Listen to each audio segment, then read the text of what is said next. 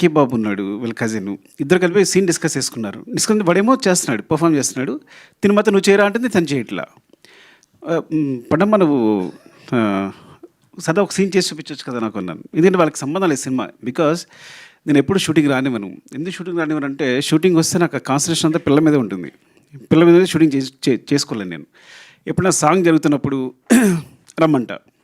Song జరుగుతున్నప్పుడు చూడండి నీకు కొంచెం ఫ్రీగా ఉండి యాక్షన్ కట్టేమో డాన్స్ మాస్టర్ కొరియోగ్రాఫర్ చెప్తూ ఉంటాడు. సో వీళ్ళకి ఏంటంటే మా డాడీ ఏం చేయట్లేదని. సో నా కొడుకు అయితే బాగా ఏడిపిస్తుంటాడు. ఏమో అందరూ షూటింగ్ అందరూ చేస్తాను, మీకు ఖాళీ కూర్చున్నావు అంతే, ఏం చేస్తున్నావు అంటుంటాడు.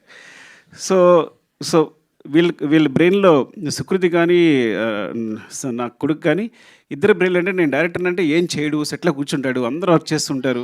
No no no యోనండి.